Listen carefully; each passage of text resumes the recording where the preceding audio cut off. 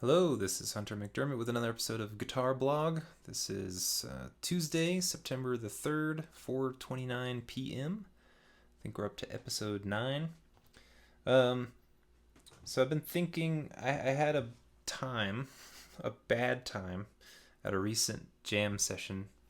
Um, and it's frustrating and weird because it's a group that I've been playing with a lot. Like, I've been in this town for about a year and a half or so, and I've been playing with this group almost from the beginning, from when I moved here. The guy who runs it moved here at right around the same time and started hosting it. And so when I moved here, there was a jam that was already existed, and there were some players that came.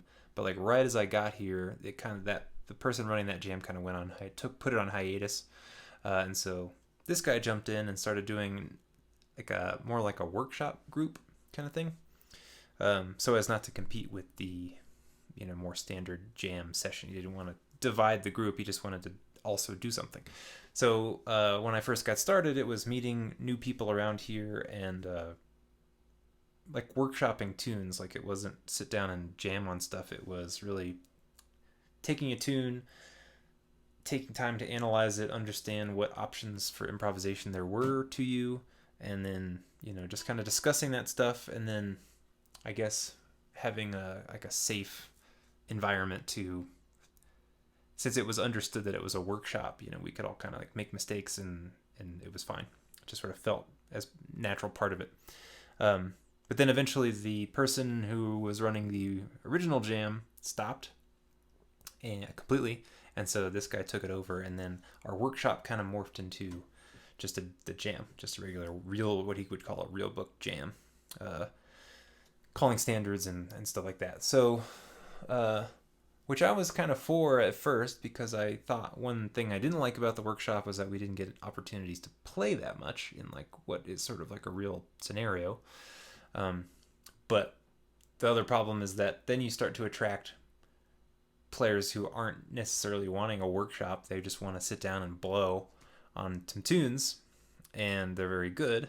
And so I kind of got like swept up in it a little bit, to where I felt like here I am with some like-minded people who are all trying to get better, to now I'm kind of like feeling like I'm on the bottom of the stack with all these fantastic players, and I'm like struggling to keep up. And I feel this strange sense of uh, I don't know, if ownership, I guess. Like I feel like since I've been there from the beginning, that I've got like, I don't know, it hurts a little bit extra to feel like you're getting left behind by the group that you sort of helped start.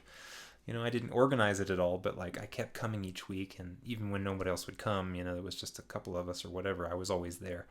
So anyway, uh, a big part of this is just emotional, like learning to deal with these feelings of being inadequate, and resetting your expectations, my expectations, to um, appreciate that even though the players that come are better, and that we're playing a lot more tunes in general, we're hitting a lot more tunes each week, and increasingly tunes that I don't know.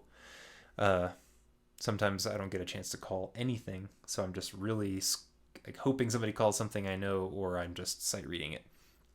Uh, so appreciating that even though people are very good, and generally speaking everybody else is better at sight reading and picking up on tunes than I am, that they're still here to have fun and work on stuff too, and certainly they're not judging me. If they're judging me at all, it's certainly nowhere near as harsh as I'm judging myself. So it's been like a soul searching couple of weeks, I guess, like talking to the guy who runs the jam and sort of expressing how I'm feeling, and trying to figure out a way forward, because I don't want to quit, because that feels not very constructive. But something needed to change, because I couldn't keep coming in there with a bad attitude and leaving feeling like a piece of crap. Um, so we talked about it a little bit, and so there are a couple things we came up with as far as like how to improve. The number one thing you should always do when you're trying to figure out how to improve is to observe what you're doing, and like recognize where your weaknesses and your strengths are. It's to kind of take an inventory, so you know where to start. So the big thing for me is I struggle most when I'm playing on tunes I don't know. Tunes I either have heard once and never played, or never heard or played, and suddenly it's like, all right, page whatever, and then they count it off and we're going, and I have to not only figure out how to comp through the changes, but then also figure out how to solo over those changes when it's my turn.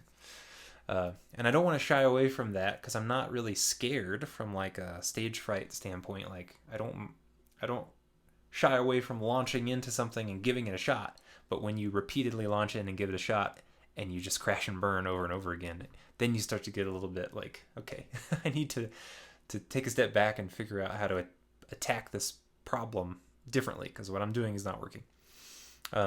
So a couple different approaches to how to improve this type of thing.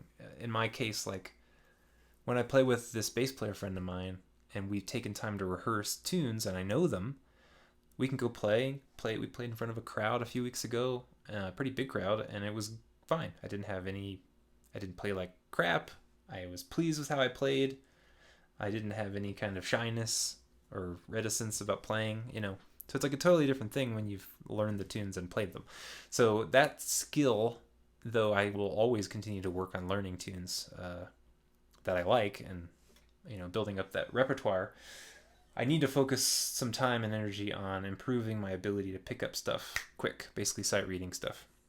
So the two approaches that we kind of decided on was what I've been doing this past month. I picked one tune. I played it the whole month. I learned solos and tried to beef up vocabulary and all this kind of stuff. I just like everything I did in that month was within the context of Someday My Prince Will Come. And I'm going to play it at the end of this video just to kind of give myself a mile marker. Like, okay, I played it right at the beginning of the month and now I'm playing it out at the end of the month, having done all this kind of stuff. You don't master a tune in a month, so I don't really even be noticeably better. But maybe it'll be different and that'll be interesting. So one thing you can do is focus heavily on one tune. Okay, now I've brought this tune up and spent so much time on it that if it ever gets called, I'll feel confident about it. But that doesn't necessarily help me if somebody calls a tune I don't know.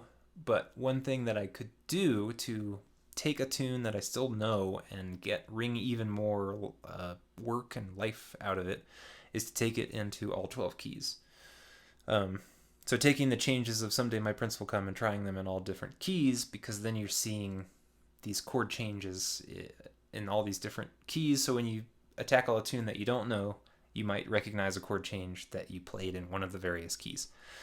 It's just expanding your palette, but not getting so far away from a tune that you have been working on. It kind of still fits under the same umbrella of you're really focusing on this tune.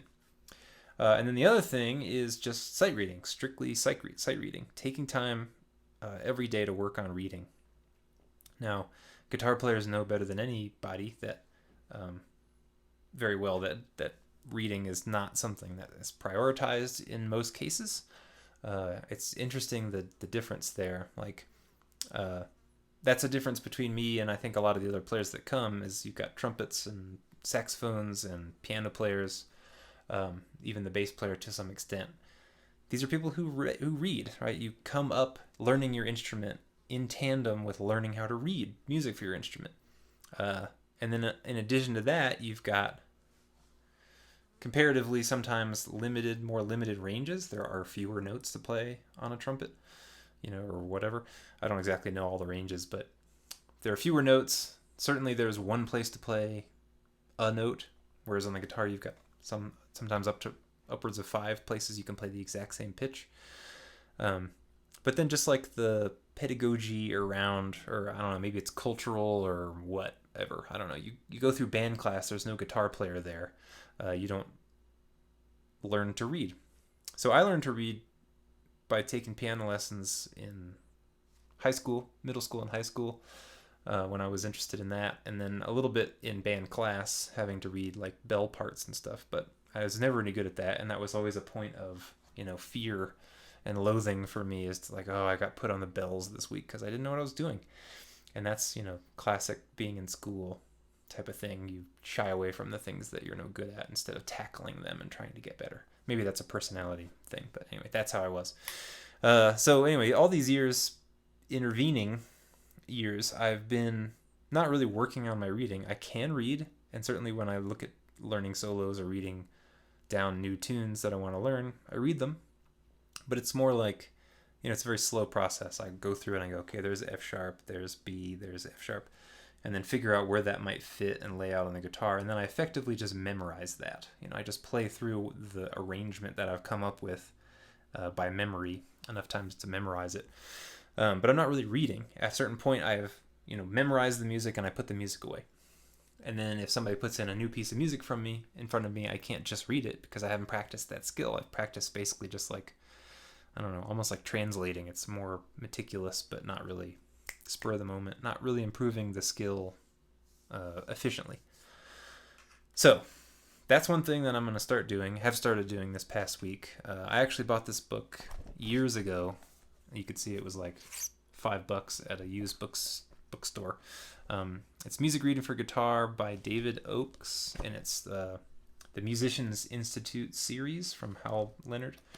So I guess current or perhaps former instructors at MI in LA taking their curriculum from their courses that they teach and putting them in book form. So I've been going through it. I was able to get through the first couple of chapters within like an hour because a lot of it focuses earlier on about reading rhythms, and that I never had problems with because I was a drummer in high school and in the concert band and stuff. And for whatever reason, reading rhythms is just not giving me any trouble. And I think it was a good place to start because reading rhythms is sometimes challenging for people. So to kind of get that out of the way without also learning pitches was nice. And then now I'm adding pitches on top of it, and I don't struggle with the rhythm part. But it's a nice book. I'm finishing up chapter 4 now. And he does some really smart things. Early on, he talks about just eye movement, which is something you don't really think about, but he has you read music as it's supposed to be read, then he has you read it in reverse, then he has you read it like vertically, like down measures, and then up and kind of like in a snake pattern. And you never read music like that, but it gets you used to your eyes jumping to different parts of the page. It's kind of like just reading text in a book anyway. It's like some people struggle with reading not because they can't understand the words, but because their eye movement is actually affected. Like I can't jump from the end of one line to the next line smoothly, so then I end up somewhere else and I get confused, and it's a real problem that I may actually have too. But certainly with reading music, I get lost a lot when it's a tune that I don't know because I'm just not really used to moving your eyes. But anyway, that's just an example of like a well thought out thing that this book does that gave me faith that this is a good method to follow. So it starts out working on notes in the 5th position, mostly in C, the key of C. And then he throws in B flat and F so far. But it's all just kind of staying in one area. And then also working on accidentals, which is surprising that accidentals get way easier when you are completely confident that this is a D note. D flat or D sharp is really easy to find. So anyway, this is good. So this is one thing that I'm doing. I'm working through this book on reading melodies. Now, I don't always have to read them. I almost never have to read the melody when we go to the jam. But just reading in general, I think, is going to be good. But then another part of this that I haven't started yet, but I'm going to start doing once I kind of figure out how I want to do it, is sight reading chords, because that's really what I do more often than not with these standards, because I'm the comping instrument in most cases. So being able to pick up chords and not just jumping around to root position chords, but stringing together chords like in drop 2, drop 3 voicings, any other voicings that I can think of, and be able to do that on the fly in a sight reading fashion as well. Yeah. So we will see where this goes. It's not a 1 month experiment. It's a long term. I'm going to keep working on my reading, try to do it a little bit each day, because it's really long overdue. I kind of want to go fast and catch up with where I feel like I should be after having played music this long and not really be any better at this. So I'll keep working on it, but that's what I've been focusing on lately and will continue to focus on. And then with the addition of taking the real book, flipping to a random page, being able to read down the melody, and then also read down the chords, pretty well. And then a final thing for that, I think, to arm me for being able to sight read in a jam situation is working on patterns that I can play over the changes. So know how to play roots, which isn't too hard for me, but be able to play like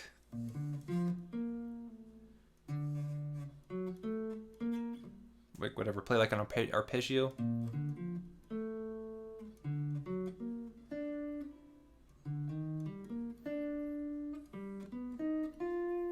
Whatever. So working on arpeggios, but doing it in a, in time as something to play over the tune. Anyway, so that's what I've been working on. I'm going to finish this up by playing a couple choruses of Someday My Prince Will Come, just again to see how I've come along. I haven't done any warm-ups at all today, so it might just be awful.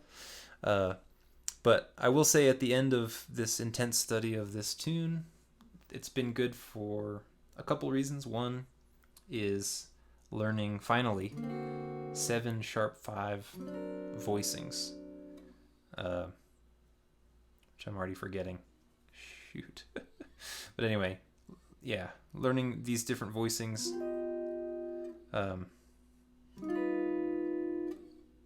What is the one down here? Oh. Yeah. You'll forget stuff so fast if you're not working on it every day. It's crazy. But so finally learning a bunch of different voicings for 7 sharp 5 chords, because I come across those and I usually just play a dominant 7 chord because I don't know any voicings for that chord shape. But now I do, so that was good. I had to do that in order to play this tune, so picking this tune was good for that.